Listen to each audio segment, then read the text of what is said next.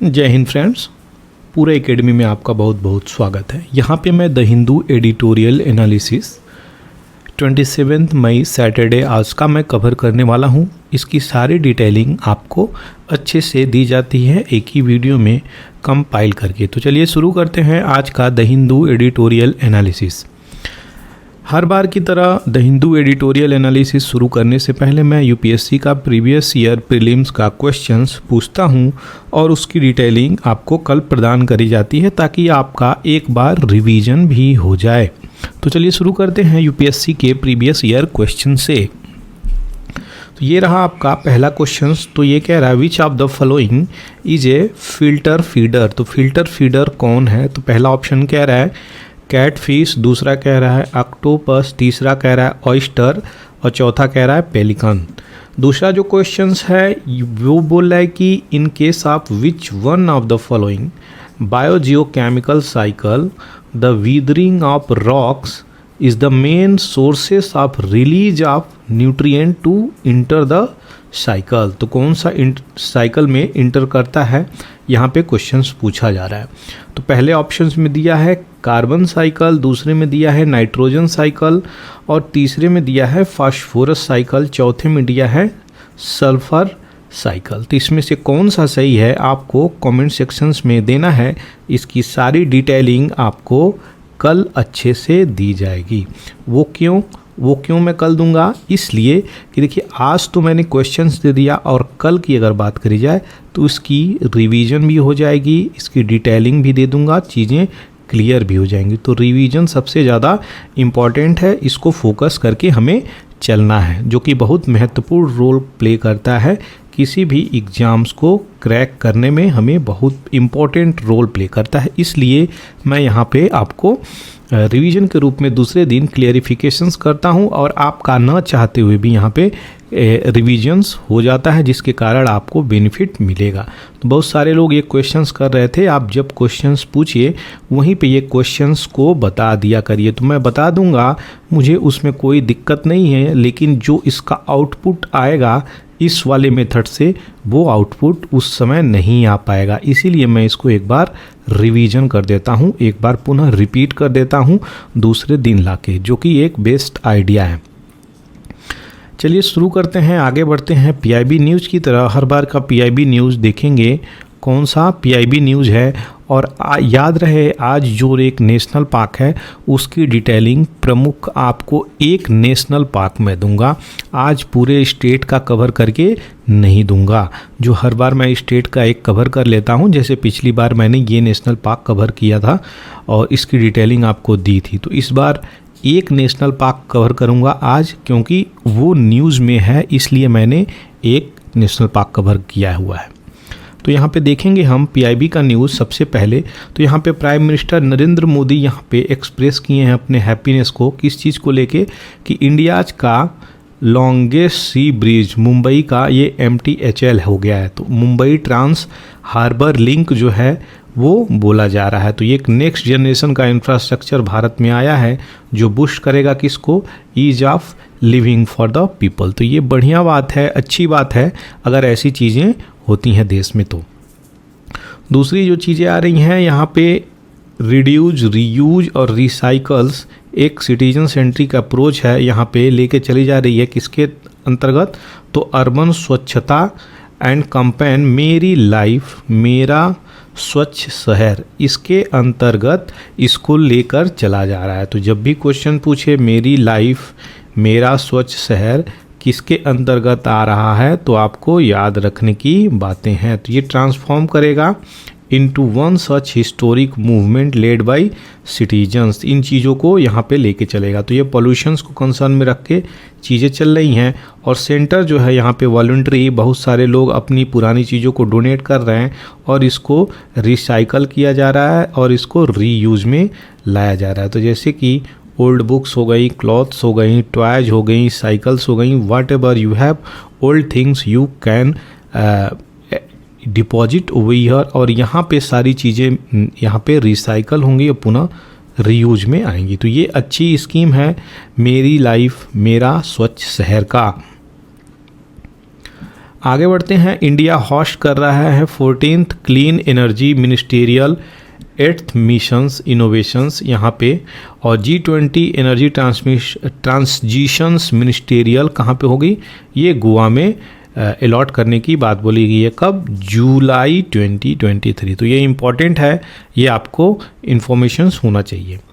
India's national climate research agenda was released at the inaugurations of 2-day international climate research conclave. तो ये ICRC 2023, ये department of science and telecom, यहाँ पे centre of excellence in climate study at IIT Bombay में ये बातें बोली जा रही हैं। 26 मई 2023 को चीज़ें हुई हैं।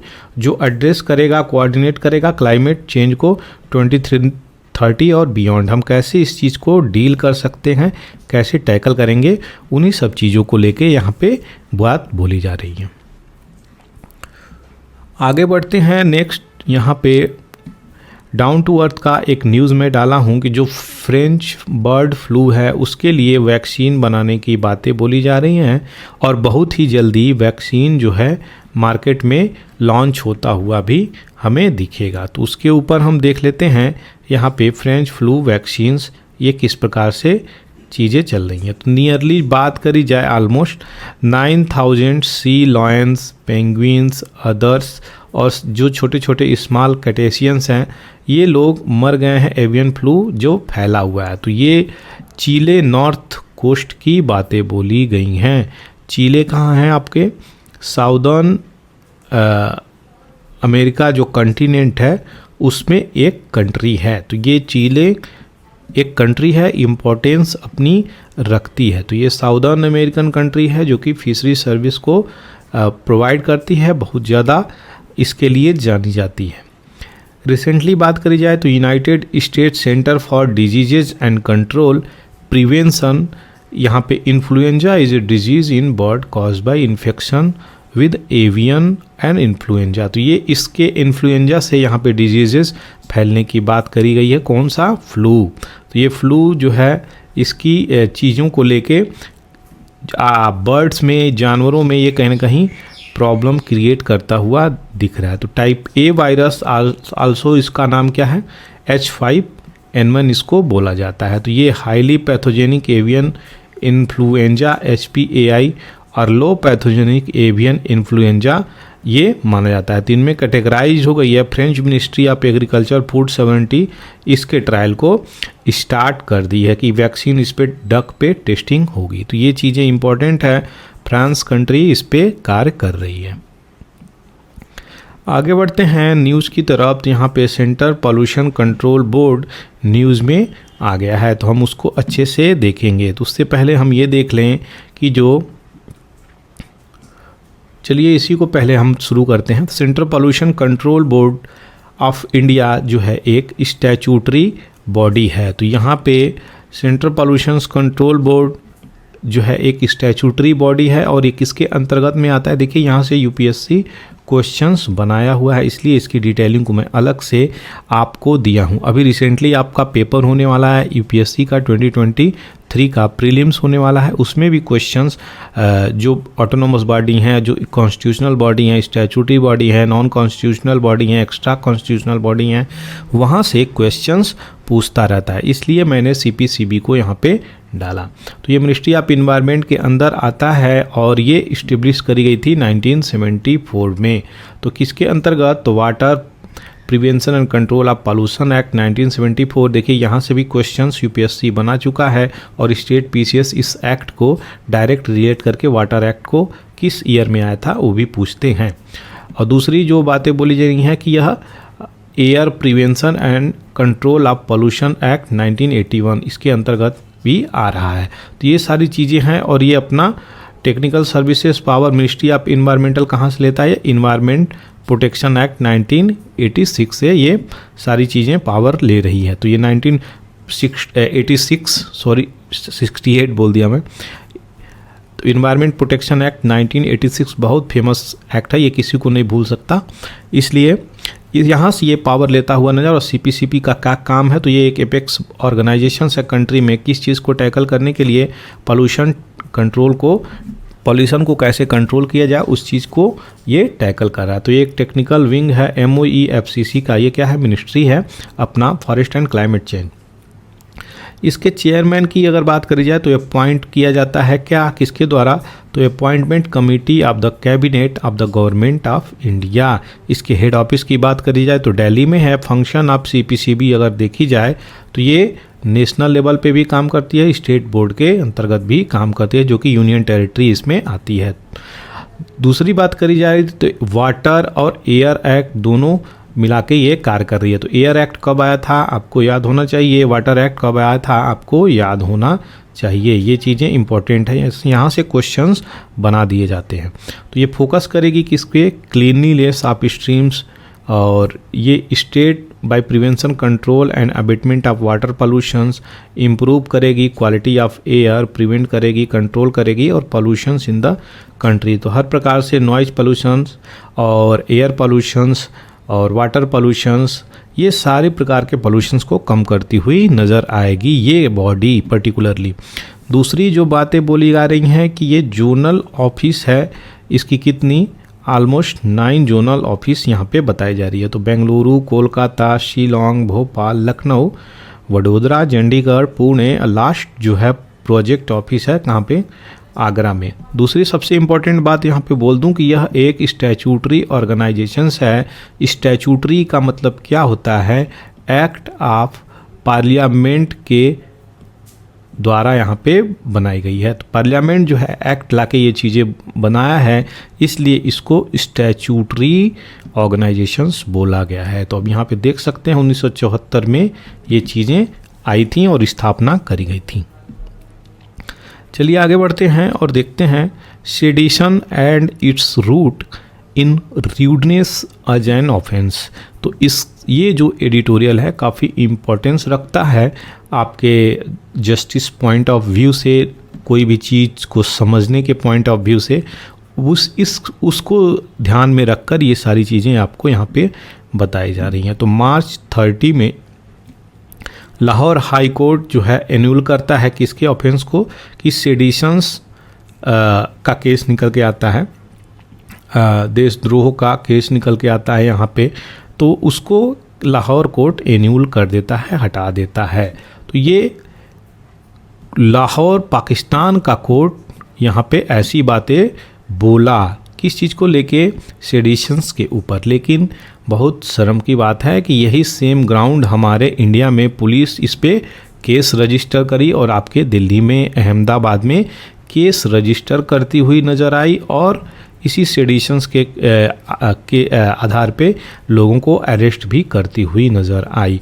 जिसमें कौन कौन किनको अरेस्ट करा गया, तो यहाँ पे प्रिंटिंग प्रेस। तो ये मीडिया की बातें बोल रहे हैं, कहीं ना कहीं मीडिया के फ्रीडम को लेके क्वेश्चंस यहाँ पे उठाया जा रहा है। तो प्रिंटिंग प्रेस और जो इशू ले के उठे थे वो क्या, तो ये प्रिंटिंग प्रेस और कुछ जो पीपल हैं वहाँ के दिल्ली और अहमदाबाद के, वो पोस्टिंग कर रहे थे क्या, कि एंटी गवर्नमेंट जो चीज़ें हैं और क्रिटिकली व्यूज़ अपना रख रहे थे, स्पेशली किस पे, एंटी मोदी स्टेटमेंट रख रहे थे और पोस्टर्स पूरे टाउन में चिपकाने का प्रयास कर रहे थे। तो ये चीज़ें अगर चल रही हैं तो देखिए इस पे वहाँ पे लोगों को अरेस्ट कर लिया गया, किसके आधार पे, सेडिशंस लगा के। तो यहाँ पे इसी सब चीज़ को लेके एडिटर यहाँ पे बातें बोल रहे हैं। तो detainee were not accused of seditions but were booked for criminal conspiracy. तो यहाँ पे भारत में सेडिशंस की बातें तो नहीं बोली गई हैं, लेकिन यहाँ पे क्रिमिनल कॉन्स्पिरेसी की चार्ज लगा के उनको अरेस्ट कर दिया गया है।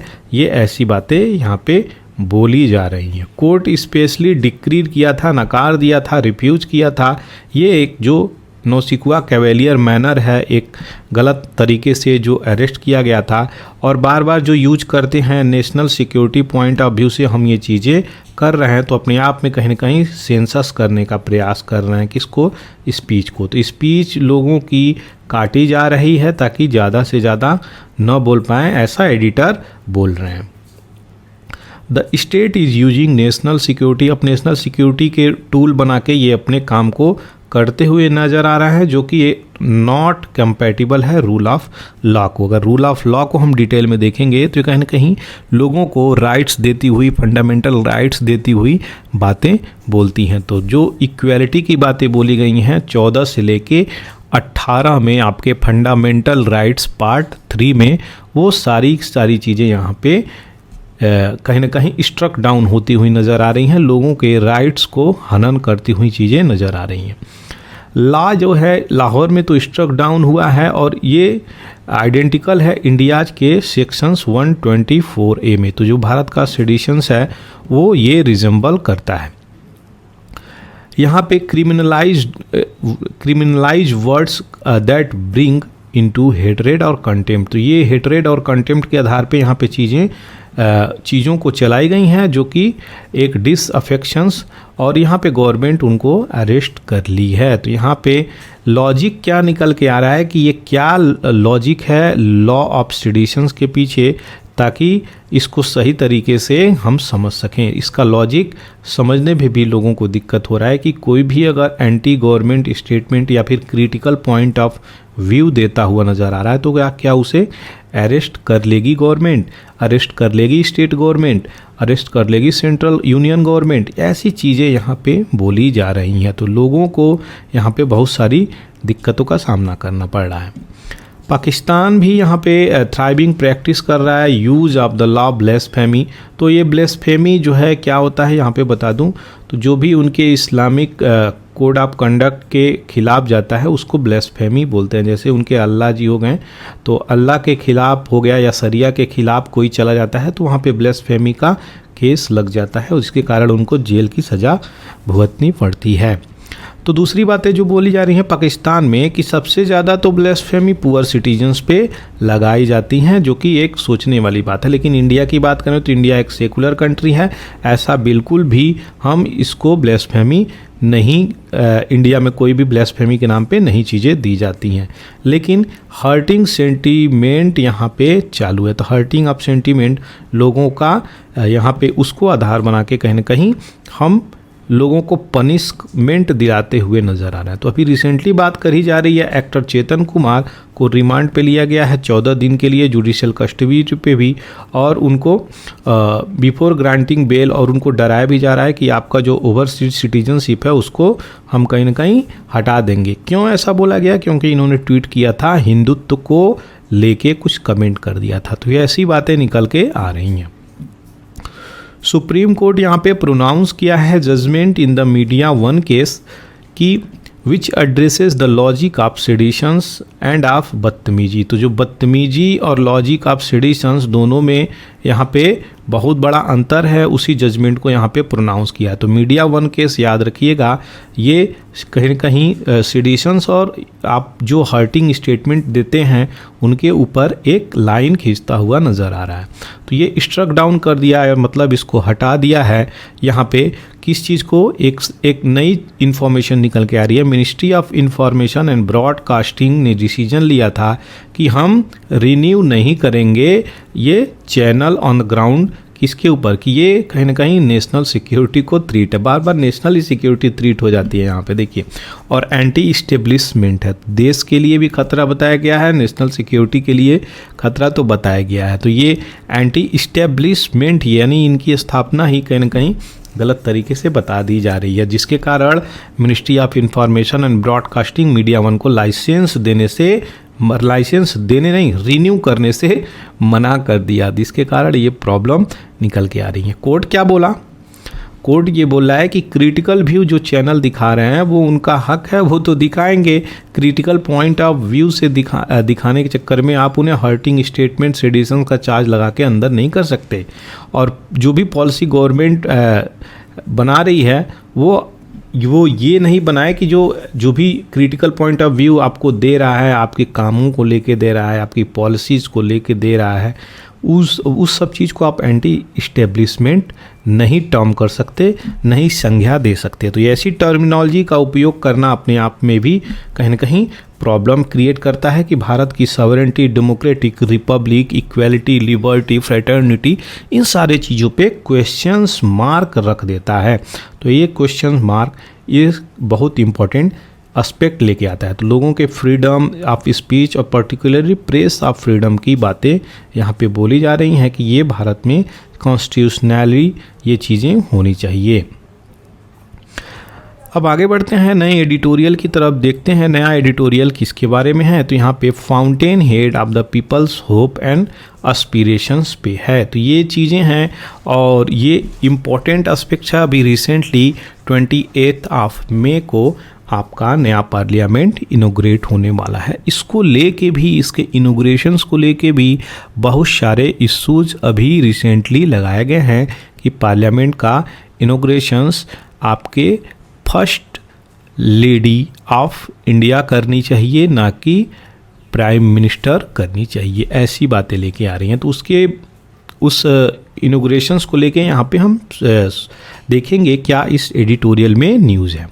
बात करी जा रही है 75 वर्ष इंडिपेंडेंस की अमृत काल महोत्सव को मनाया जा रहा है, जो कि 75 वर्ष पूरा होने को ये चीज़ें शुरू करी गई हैं।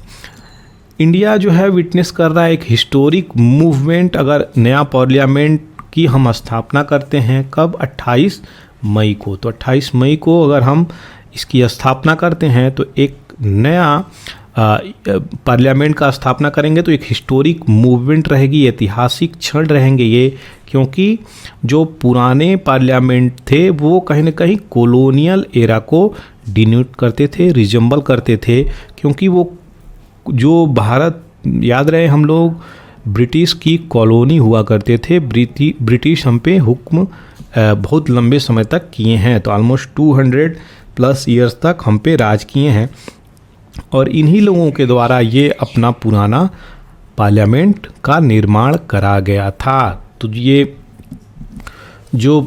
ये पुराना पार्लियामेंट है वो उसी के सामने हम लोग नया पार्लियामेंट का निर्माण कर रहे हैं।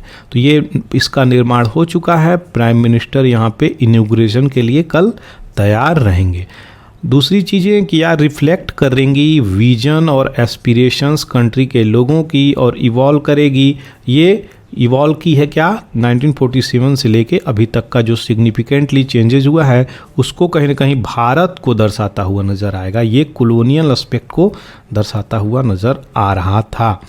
अब नया पार्लियामेंट की बिल्डिंग जो बनी है वो एक अलग तरीके से बनी है और इसके जो कॉम्प्लेक्स हैं वो सिग्निफाइंग करेंगे क्या, स्पिरिट ऑफ चेंज और कंटिन्यूटी को। तो जो बदलाव है और निरंतरता है उसकी तरफ फोकस ज़्यादा करी गई है, इसमें ये बातें बोली जा रही हैं। ओल्ड बिल्डिंग की हम बात करें तो हमको ये डायरेक्शन देता है कि इंडिपेंडेंस से इंडिया को कैसे हम इंडिया को इंडिपेंडेंस किए और नई जो बन के तैयार हो रही है वो हमें आत्मनिर्भर की तरफ लेकर जाती है, आत्मनिर्भर भारत की तरफ लेकर जाती है।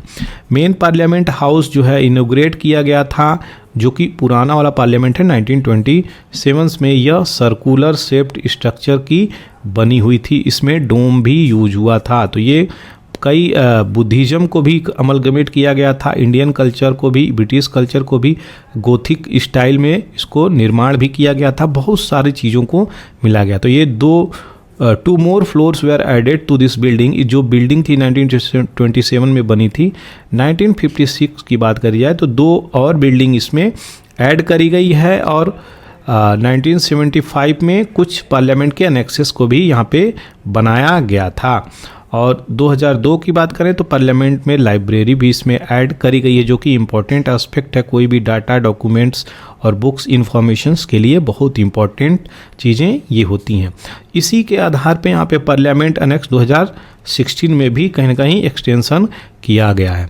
इसके अलावा अगर बात करें तो अगर हम सही प्रकार से देखें तो ये वाले जो पुराने पार्लियामेंट है इसमें शॉर्टेज है स्पेस की, बहुत ज़्यादा स्पेस नहीं बची है। लोकसभा में अगर बात करें तो यहाँ पे देख सकते हैं 550 के आसपास एमपीज हैं और 250 आपके आरएस में हैं। तो लोकसभा आरएस में दोनों मिला के कम से कम 800 एमपीज यहाँ पे आ रहे हैं। लेकिन अगर बैठने की बात करी जाए तो यहाँ पे भसड़ मच जा रही है, कहीं ना कहीं शॉर्टेज हो रहा है स्पेस के, वर्किंग सिस्टम को लेके यहाँ पे प्रॉब्लम आता हुआ नज़र आ रहा है। ऐसी बातें बोली जा रही हैं जो कि सच भी हैं, क्योंकि आने वाली जनरेशन्स हम लोगों की आगे बढ़ती हुई नज़र आ रही है और पॉपुलेशंस की ग्रोथ बहुत तीव्र गति से हो रही है। तो पॉपुलेशन की ग्रोथ तीव्र गति से हो रही है तो हमारी कॉन्स्टिट्यूशनैलिटी भी कहीं ना कहीं हम लोगों की बढ़ती हुई नज़र आ रही है। कॉन्स्टिट्यूएंसी जो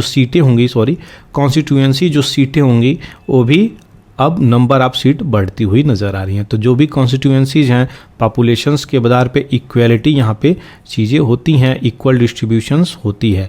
तो जो भी सीटें निकल के आएंगी अब बढ़ती हुई नज़र आएंगी, जिसके कारण सीट और भी ज़्यादा भविष्य में बढ़ेंगी। तो उसके लिए पहले से भारत अगर तैयार हो तो अच्छी बातें यहाँ पे बोली जा रही हैं।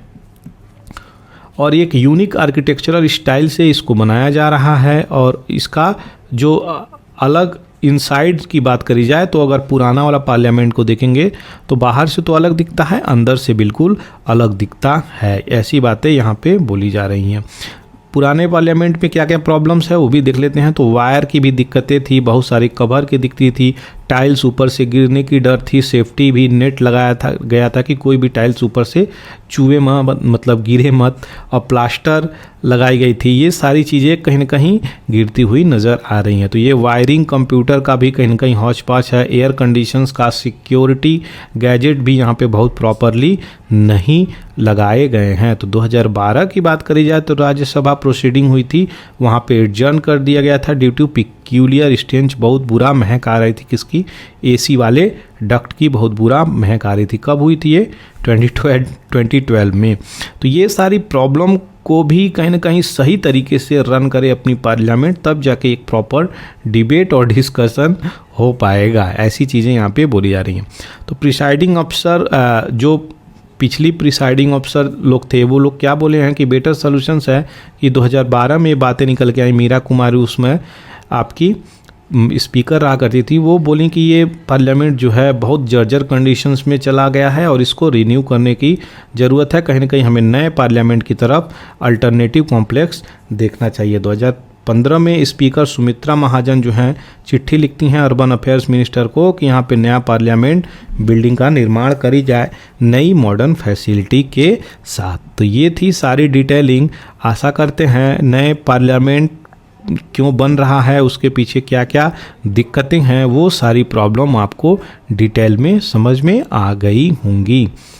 अब देख लेते हैं कुछ नए पार्लियामेंट को यहाँ पे कि किस प्रकार से इसकी स्ट्रक्चर बनाई गई है। तो आप देख सकते हैं ठीक ओल्ड वाले पार्लियामेंट के सामने न्यू पार्लियामेंट का निर्माण हुआ है। तो ओल्ड पार्लियामेंट में यहाँ पे डोम देख रहे हैं, इसका कुछ ट्रायंगुलर शेप यहाँ पे दिख रहा है। तो ये चीज़ें हैं आप देख सकते हैं। और ये जो चारों तरफ प्लांट से कवर किया गया है, तो स्पेशल पार्किंग की सुविधा, लाइब्रेरी की सुविधा, ये सारी सुविधाएं यहाँ पे इनमें दी जा रही हैं। देख सकते हैं यहाँ पे मोदी जी परीक्षण करने के लिए इंटरनल पार्लियामेंट में पहुँचे हुए हैं। ये आपका नया पार्लियामेंट है जो कि बन के बहुत हाई फाई मॉडर्न फैसिलिटीज़ के साथ, लाइब्रेरी के साथ, और जितने भी एमपीज हैं उनको एक अच्छी सुविधा दी जाएगी। और जो भी लाइब्रेरी होगी उसको अपने सीट पे बैठे बैठे आप एक्सेस कर सकते हैं। तो यहाँ पे डिजिटल टेक्नोलॉजी का भी पूरा उपयोग करता हुआ नज़र आ रहा है अपना देश। ये है नई न्यूज़ निकल के आ रही है यहाँ पे कि सुप्रीम कोर्ट में ये चीज़ें डाल दी गई हैं प्ली कि जो नया पार्लियामेंट है पीएम के द्वारा इनोग्रेट किया गया है, करा जा रहा है, जो कि गलत बात है यहाँ पे बोला जा रहा है। तो इसीलिए सुप्रीम कोर्ट यहाँ पे बोला नहीं, ये कि गलत बात नहीं है, ये इसको रिफ्यूज़ कर दिया है, इस प्ली को सुनने से ही रिफ्यूज़ कर दिया है। आगे बढ़ते हैं नए न्यूज़ की तरफ। तो यहाँ पे हम देखते हैं एक स्लाइड और बचा हुआ है इस नई बिल्डिंग की, तो हम यहाँ पे देख लेंगे। तो इसकी एकोमोडेशंस की बातें बोली जा रही हैं कि नए पार्लियामेंट में अभी क्या एकोमोडेशंस है उसको लेके यहाँ पे बातें बोली जा रही हैं। तो प्राइम मिनिस्टर जो हैं एम्फसाइज किए हैं हम लोगों की एमपीज की एफिशिएंसी और बढ़ेगी और अपने चीज़ों को हम मॉडर्नाइज वे में आगे ले जा सकते हैं, अपने कल्चर को मॉडर्नाइज वे में आगे ले जा सकते हैं। तो नई बिल्डिंग में क्या क्या फैसिलिटीज़ है वो हम देखेंगे। तो ये करेगी, एकोमोडेट करेगी, वेरियस लैंग्वेज में हम यूज कर सकते हैं चीज़ों को, और state of the art facility भी, और साइमल्टेनियस इंटरप्रिटेशंस चल सकती है, कई चीज़ों पे बात एक बार चल सकती है, और better feature for audio visual communications हो सकती है यहाँ पे। जो कि अच्छी बात है। डिजिटल तरीके से आगे बढ़ने की बातें बोली जा रही हैं। बेटर गैजेट का उपयोग है, यहाँ पे एसेस करेंगे हम लोग। ई लाइब्रेरी भी होगी यहाँ पे जिसको एसेस करी जाएगी। Important report will be easily accessible, तो जो भी इम्पोर्टेंट रिपोर्ट होगी ईजिली एसेस कर सकते हैं लोग, पा सकते हैं। तो मेंबर फ्रॉम देयर स्टेट, अपने सीट से ही वो चीज़ें एसेस करी जा सकती हैं, जो कि पहले मैं बताया। बिल्डिंग पब्लिकली एसेसिबल होगी म्यूजियम ग्रेड गैलरी की, तो यहाँ पे म्यूजियम ग्रेड गैलरी भी इसमें बनाई गई है, पब्लिक इसको एसेस कर सकती है। और कॉन्स्टिट्यूशनल हॉल भी बनाया गया है जो दिखाएगा इंडियाज का age old history of democracy, तो भारत की बहुत पुरानी प्रजातंत्र को भी दर्शाता हुआ नज़र आएगा। तो यहाँ पे घूमने भी पब्लिक जा सकती है। India is not the first country कही जा रही है यहाँ पे कि इंडिया जो है पहली कंट्री नहीं है जो ऐसी चीज़ों का निर्माण कर रही है। ऐसी चीज़ें भारत नहीं बल्कि ऑस्ट्रेलिया में भी यहाँ पे 1998 में निर्माण हुआ, 1793 में यूएस ने किया, और इजराइल भी 81 और 99 में यहाँ पे रिपेयर किया और बिल्डिंग का भी निर्माण किया। तो बहुत सारी कंट्री भी यहाँ पे करी हैं, कमियां की वजह से कि जगह भी नहीं थी और हमें नीड भी हो गई थी, क्योंकि आने वाले समय में जो सेंसस का रिपोर्ट आएगा उसके आधार पे हम लोग अपने एमपी एमएलए को निर्धारित करते हुए नज़र आएंगे। तो ये जो इनॉग्रेशंस पार्लियामेंट में होने वाली है, ये सारी चीज़ें इम्पॉर्टेंट है। इसी के आधार पे यहाँ पे बात बोली जा रही है। कॉम्प्लेक्स जो है आगे जाकर, जो आगे ये बिल्डिंग नई बनी है पार्लियामेंट की, आगे जाकर और भी ज़्यादा इसको न्यू टेक्नोलॉजी से जोड़ा जा सकता है और एक्सपेंड करने की बातें बोली जा रही हैं। जो भी मेंबर होंगे, एमपीज होंगे, वो अपने आप dedicated space for interacting with people from their constituencies, जो अपने एमपीज हैं वो अपने अपने कॉन्स्टिट्यूएंसीज के मेंबर, अपने लोगों से मिलने के लिए भी यहाँ पे जगह बनाई गई है। तो वो वहाँ पे अपने एमपीज जो भी होंगे वहाँ पे अपने लोगों को, अपने कॉन्स्टिट्यूएंसीज के लोगों से डायरेक्टली इंटरेक्ट हो सकते हैं। ऐसी बातें यहाँ पे बोली जा रही हैं। ये आने वाले समय में चीज़ें बनाई जाएंगी। मॉडर्न लेजिस्लेचर जो है वो एक आवश्यकता थी ताकि इस प्रकार के चैलेंज को सही समय पे किया जा सके, क्योंकि बहुत पहले से ही कांग्रेस के समय में बात करी जाए तभी से इसका डिमांड कांग्रेस के एमपी एमएलए भी कर रहे थे, लेकिन इसका निर्माण नहीं हो सका। लेकिन ये गवर्नमेंट बात करी जा रही है नीड और टाइम को देखते हुए, समय को देखते हुए, बहुत सारे चेंजेस को देखते हुए ये इन चीज़ों को लेके आई है, ऐसी बातें बोली जा रही हैं। तो जो इतना तीव्र गति से समय बदल रहा है, वर्ल्ड बदल रहा है, उसके आधार पे यहाँ पे काम करती हुई नज़र आई है। और कहीं ना कहीं मशीन लर्निंग और आर्टिफिशियल इंटेलिजेंस की सहायता से ये चीज़ें शिफ्ट हुई हैं और इसका उपयोग भी यहाँ पर करने की बातें बोली जा रही हैं। ये थी आपकी पूरी की पूरी पार्लियामेंट की एनालिसिस, और आशा करते हैं आपको नया पार्लियामेंट पसंद आ रहा होगा। कुछ नए पार्लियामेंट के बारे में हम यहाँ पे देखेंगे कि ये 4 स्टोरी बिल्डिंग बनाने की बातें बोली गई थी, जो कि 64500 स्क्वायर मीटर में ये चीज़ें थी। इसकी सीटिंग कैपेसिटी 1224 एमपीज की यहाँ पे कर दी गई है। 970 करोड़ की लागत से ये चीज़ें एस्टिमेट करी गई हैं, लेकिन अभी बढ़ी गई होगी।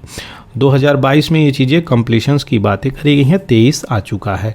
इस प्रोजेक्ट को टाटा प्रोजेक्ट लिमिटेड ने बनाने की बातें बोली गई हैं। ग्रैंड कॉन्स्टिट्यूशनल हॉल बनाने की बातें बोली गई हैं, जो कि बनी है। लॉन्च बनाया जाएगा एमपी के लिए, library, multiple community forms, dining area और एम्पल पार्किंग स्पेस भी बनाई जाएगी। आप देख सकते हैं ये सारी चीज़ें आपको दिख रहा होगा।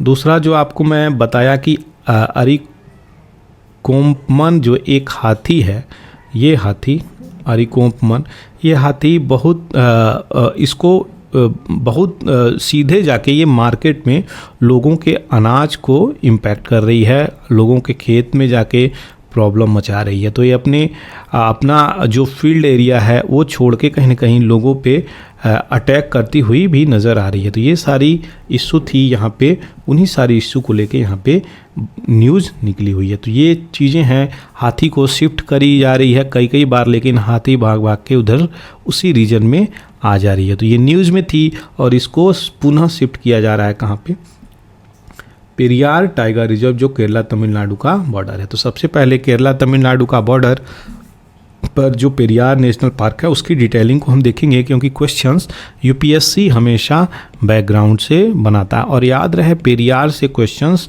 कई बार आए हुए हैं, इसलिए उसकी डिटेलिंग को हम देखेंगे। तो पेरियार नेशनल पार्क जो है एक प्रोटेक्टेड एरिया है आपकी इदुक्की और पन्थामिथा डिस्ट्रिक्ट में, कहाँ पे, केरला में। तो ये केरला में पड़ता है जो कि भारत में है, इंडिया में। तो ये एक नोटेबल एलिफेंट रिजर्व है, टाइगर रिजर्व है, ये चीज़ें याद रखिएगा। इसको डिक्लेयर किया गया था पेरियार नेशनल पार्क 1982 में, 82 में इसको डिक्लेयर किया गया था। पार्क जो है रिपोजिटरी भी है किस किस चीज़ की, rare, endemic, endangered flora fauna, और फॉर्म करती है किस चीज़ की, major watershed of 2 important river of Kerala. तो यहाँ पे 2 इम्पॉर्टेंट रिवर को भी यहाँ पे अपने अंदर समाये हुए, वो है पेरियार और पंबा, यहाँ से गुजर रही है। तो पेरियार पंबा 2 इम्पॉर्टेंट रिवर है, इस पे क्वेश्चंस कई बार आए हुए हैं, इसलिए इसकी क्वेश्चंस को इम्पोर्टेंस समझिए। पार्क जो है लोकेटेड है हाई इन द कार्डमम हिल, तो कार्डमम हिल से भी क्वेश्चंस आए हुए हैं, ये भी इम्पॉर्टेंट है। एंड पंडालम हिल, तो पंडालम हिल, कार्डमम हिल कहाँ पे है, साउथ वेस्टर्न घाट। तो साउथ वेस्टर्न घाट जो आप देख सकते हैं ये पेरियार नेशनल पार्क की लोकेशंस है, ये जो कि इम्पॉर्टेंट है। तो ये सारी डिटेलिंग यहाँ पे आपको दे दी गई, आशा करते हैं इसकी लोकेशंस के साथ इसके फीचर्स को भी समझ गए होंगे। भारत में इसकी लोकेशंस को देखा जाए तो इसकी लोकेशंस यहाँ पे है, और ये रहा भारत और ये रहा दिल्ली। तो ये सारी चीज़ें हैं, आपको यहाँ पे याद होना चाहिए।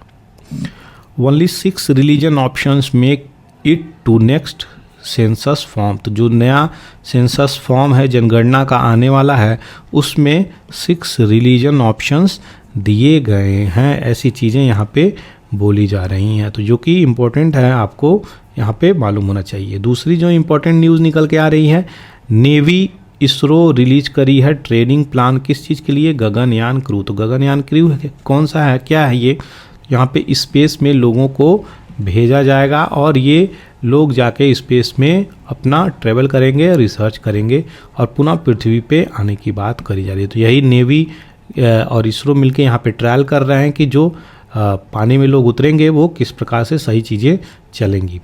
बात करी जा रही है गगनयान की, तो 2024 के 4th क्वार्टर तक इसको टारगेट रखा गया है, देखते हैं कैसे इसको लॉन्च करते हैं। मॉब और जस्टिस की बातें बोली गई हैं 2 एडिटोरियल में, यहाँ पे हम देख सकते हैं। तो अलवार जो है डिस्ट्रिक्ट राजस्थान का, वहाँ पे अभी एक शख्स को, रकबर खान को यहाँ पे सीरियस इंजरी हुई है और वो बाद में उनकी मृत्यु भी हुई है। तो ऐसी चीज़ें निकल के आ रही हैं। दूसरी जो बातें बोली जा रही है यहाँ पे कि ये क्यों ऐसी चीज़ें हुई, तो अटैक किया गया यहाँ पे क्योंकि ये ट्रांसपोर्ट कर रहे थे 2 गाय को, तो गाय की वजह से यहाँ पे मॉब लिंचिंग हो गई, जिसके कारण उनकी मृत्यु हो गई। तो ये जो गाय की प्रोटेक्शंस के लिए लोग आ रहे हैं, मॉब लिंचिंग कर रहे हैं, उसके ऊपर यहाँ पे सुप्रीम कोर्ट सवाल उठाती हुई नज़र आ रही है। कहीं ना कहीं ये बाइगट्री है, हेट प्रोपेगेंडा फैलाने की बातें बोली जा रही हैं। तो इसको प्रिवेंटिव और पुनिटिव मेजर दोनों लेके हमें अरेस्ट करना चाहिए ऐसे लोगों को, तभी हम कहीं ना कहीं जाके यहाँ पे सही प्रकार से चीज़ों को डील कर सकते हैं। आगे जो बातें बोली जा रही हैं, यंगर लॉर्ड, तो यहाँ पे नडाल के बारे में बातें बोली जा रही हैं। तो राफेल नडाल कौन है, टेनिस के प्लेयर हैं, कहाँ से हैं, तो स्पेन के खिलाड़ी ये हैं। तो स्पेन के खिलाड़ी हैं। वर्ल्ड नंबर 1 विनर की बातें बोली जा रही हैं, फ्रेंच ओपन टर्न यहाँ पे बार्सिलोना मैड्रिड में। तो कार्लोस अल्कराज ने अभी रिसेंटली ये चीज़ें हासिल करी है, वर्ल्ड नंबर 1 की फ्रेंच ओपन को जीत लिया है कार्लोस अल्कराज। तो इनको क्यों न्यूज़ में है, अभी ये आउट ऑफ द गेम हो गए हैं यहाँ पे, क्यों, क्योंकि इनको हिप की इंजरी से गुजर रहे हैं। तो 2004 में ये चीज़ें नपेल फर्स्ट टाइम अपने जीवन को स्टार्ट किए थे, स्पोर्ट्स गेम को स्टार्ट किए थे, और आज पहली बार है जो अभी इससे बाहर जा चुके हैं। तो ये एक चीज़ें हैं जो आपको पता होना चाहिए।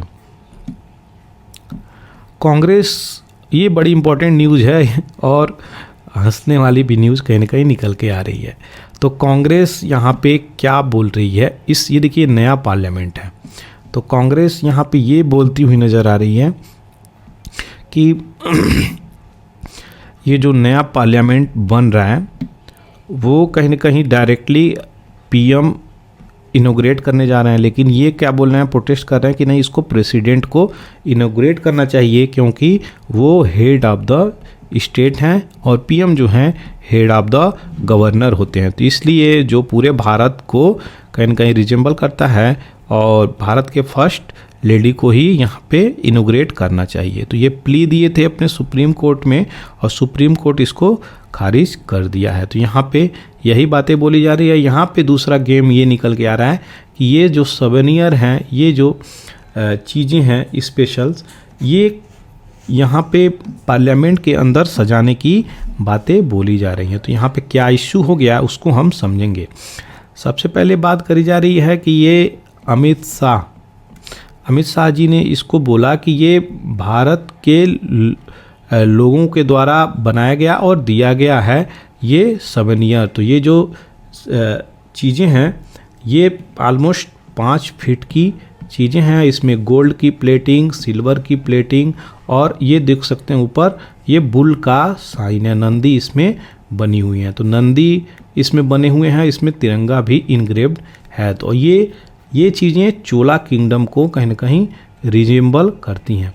लेकिन यहाँ पे अमित शाह बोले हैं कि पहले ये चीज़ें कौन दिया है भारत को, तो ये डायरेक्टली दी गई है भारत के प्राइम मिनिस्टर को। तो ये यहाँ पे बातें ये बोल रहे हैं। लेकिन कांग्रेस क्या प्रूफ निकाल के लेके आई है अपनी फ़ोटो के साथ, डॉक्यूमेंट के साथ, फॉरेन न्यूज़पेपर के फ़ोटो के साथ। तो यहाँ पे सारे में प्रूफ कांग्रेस ने दिखा दिया कि जी नहीं, इसको सबसे पहले यहाँ पे आपके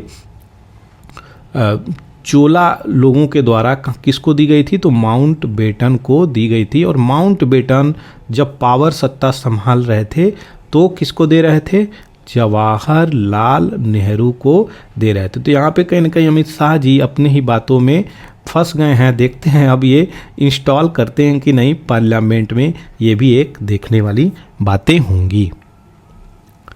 दूसरी जो निकल के न्यूज आ रही है कि संजय वी गंगापुरवाला जी यहाँ पे officiating the chief justice of Bombay high court. तो इनको बॉम्बे हाई कोर्ट यहाँ पे बनाया गया, has been appointed the chief justice of Madras high court. तो ये मद्रास हाई कोर्ट के चीफ जस्टिस यहाँ पे बनेंगे। दूसरे जो Bombay high court law ministry notify कर रही है यहाँ पे आरडी धनुका को, ये चीज़ें बॉम्बे हाई कोर्ट में यहाँ पे बात इनको अपॉइंटमेंट दी जा रही है। तो अदला बदली यहाँ पे कहीं ना कहीं करता हुआ नज़र आ रहा है।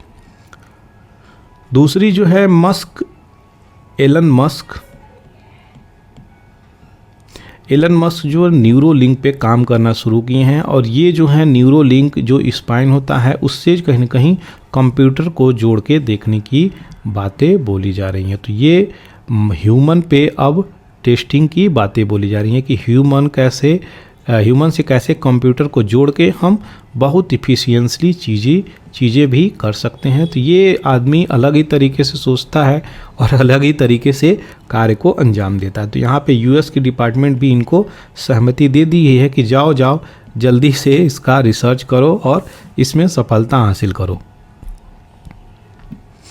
ब्रिटिश में साइकिलिंग हो रही है बैन करने के लिए। क्या ट्रांसजेंडर वुमेन यहाँ पे फीमेल कैटेगरी में, तो फीमेल कैटेगरी में ट्रांसजेंडर वुमेन को भी यहाँ पे डाल दिया गया है, जिसके कारण यहाँ पे चीज़ें प्रोटेस्ट के रूप में चले जाएंगे। तो ये लोग साइकिलिंग कर रहे हैं, देखते हैं क्या निकल के आता है। लंदन जैसे कंट्री में ये भी चीज़ें हो रही हैं।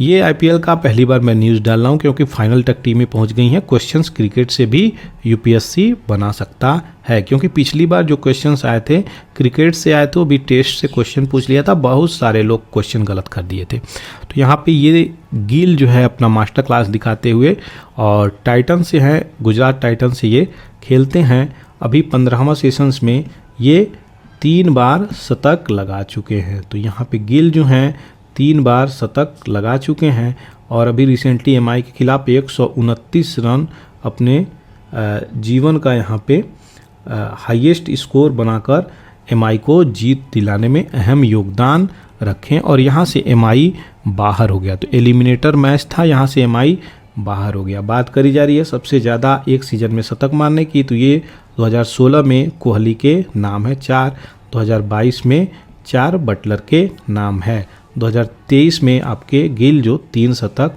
मार के यहाँ पे अपने नाम ये चीज़ें कर ली हैं। तो इम्पॉर्टेंट है यहाँ पे मोहित जो है स्पेल 5 विकेट 2.2 में ही 5 विकेट लेने का दमखम रख के एक इतिहास रच दिए हैं। तो ये इन्हीं के कारण कहीं ना कहीं इनका योगदान था, मोहित का जो योगदान था उस सब चीज़ों को लेके यहाँ पे आपका गुजरात टाइटन फाइनल भिड़ंत करेगा किसके साथ, चेन्नई से। तो देखते हैं चेन्नई और गुजरात टाइटन में कौन 15वां टाइटल आईपीएल का लेकर जाता है।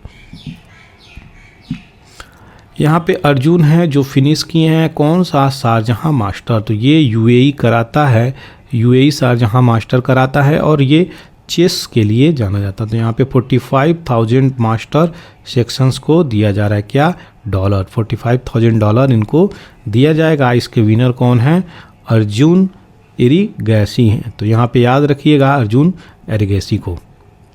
ये थी आज की सारी डिटेलिंग। आशा करते हैं आपको ये सारी चीज़ें पसंद आई होंगी। एक से लेके लास्ट तक अगर कोई भी प्रॉब्लम हो तो आप कमेंट सेक्शंस में हमसे पूछ सकते हैं। आशा करते हैं सारी डिटेलिंग आपको अच्छे से समझ में आई होगी। ये फ्रेंड्स यहाँ पे एक चीज़ बता दें तो यहाँ पे सारी चीज़ें मैं the Hindu editorial analysis PIB news down to earth Frontline यहाँ से कंपाइल करके आपके सामने लेके आता हूँ ताकि जो भी न्यूज़ हो वो आपको अच्छे से प्राप्त हो सके। तो आशा करते हैं 27 मई 2023 का सारी की सारी डिटेलिंग आपको अच्छे से समझ में आई होगी। अगर अच्छे से समझ में आई है तो आप इसको लाइक, शेयर और सब्सक्राइब करना बिल्कुल नहीं भूलें। थैंक यू फॉर वॉचिंग पूरा academy the Hindu editorial analysis.